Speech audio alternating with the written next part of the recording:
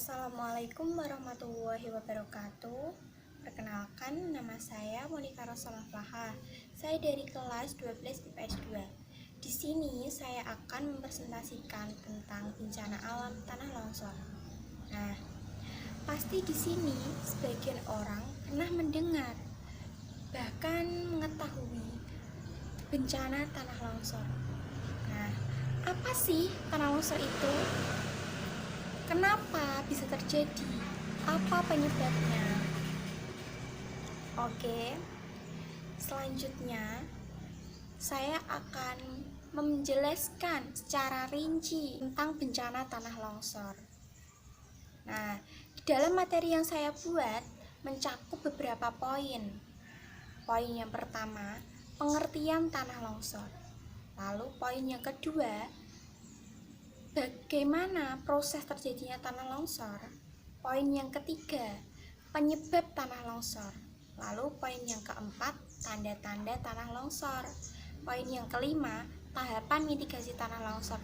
Lalu poin yang terakhir, dampak dari bencana tanah longsor.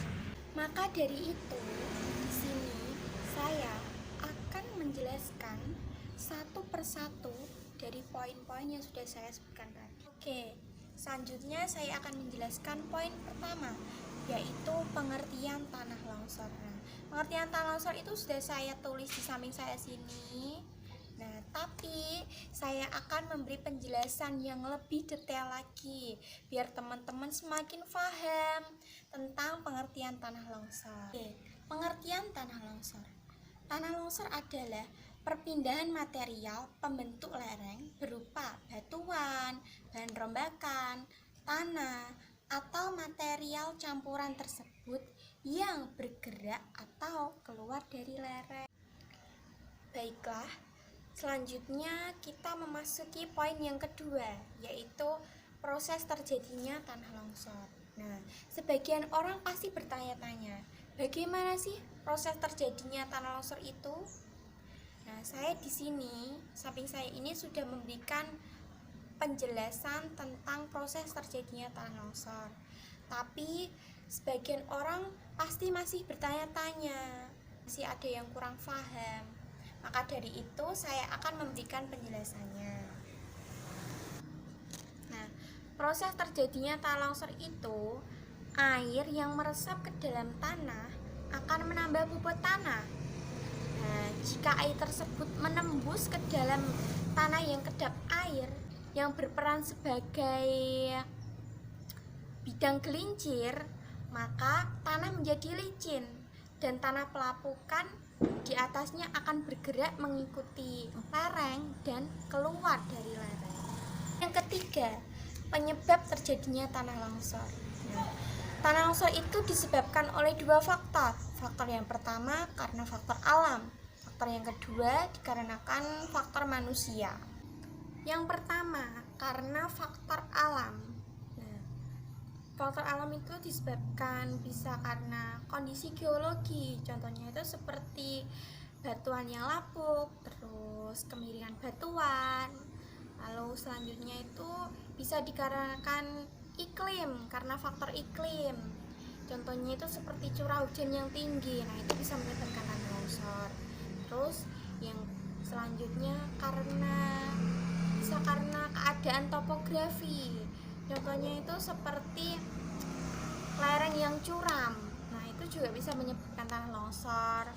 Lalu selanjutnya keadaan air, karena keadaan air, yaitu contohnya itu seperti drainase kurang. Nah, drainase itu maksudnya itu kondisi air yang kurang, yang penyerapannya kurang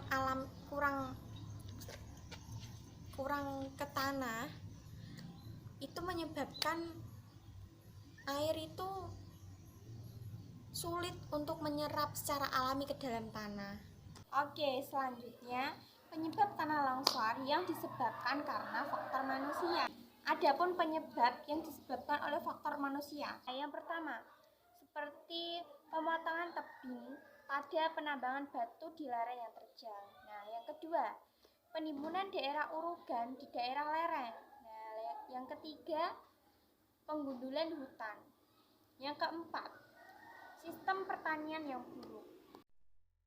Oke, selanjutnya kita memasuki poin yang keempat, yaitu tanda-tanda tanah longsor. Nah, apa saja sih tanda-tanda tanah longsor itu? Yang pertama, muncul retakan-retakan di lereng. Nah, itu biasanya terjadi setelah hujan. Yang kedua, tebing jatuh dan kerikil. Yang ketiga, rumah atau pohon banyak yang miring. Yang keempat, runtuhnya bagian tanah dalam jumlah besar. Yang kelima, rumah atau halaman mendadak mengalami kemiringan.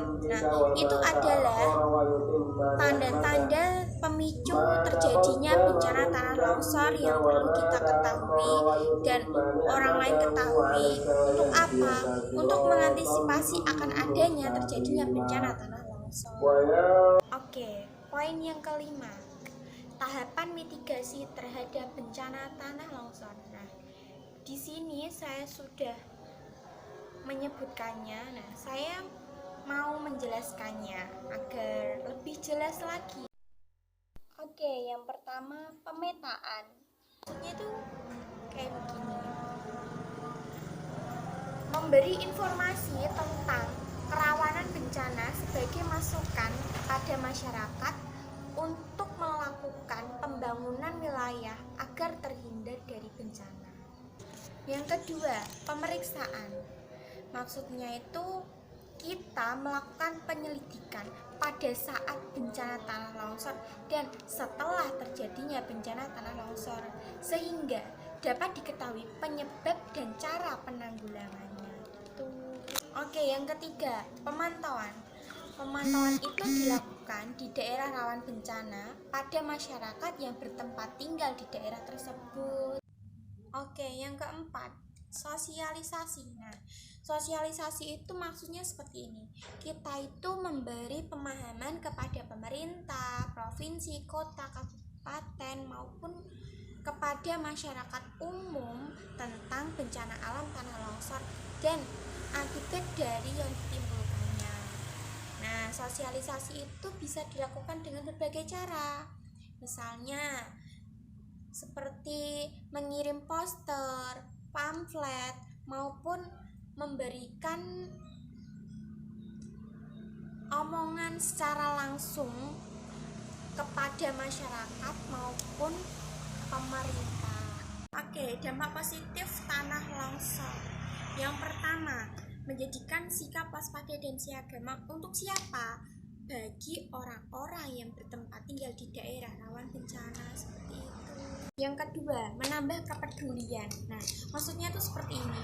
Ketika terjadi bencana tanah longsor, kita itu saling membantu, tolong-menolong terhadap sesama.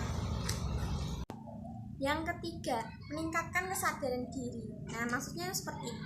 Terkait dengan sebab terjadinya tanah longsor seperti penebangan hutan sembarangan, itu bisa mengakibatkan bencana alam tanah longsor dan bisa merugikan masyarakat. Oke, selanjutnya dampak negatif tanah longsor. Yang pertama, banyaknya korban jiwa yang membuat keluarga atau kerabat itu merasa kehilangan akibat dari korban bencana tanah longsor. Nah, yang kedua, perekonomian tersedat.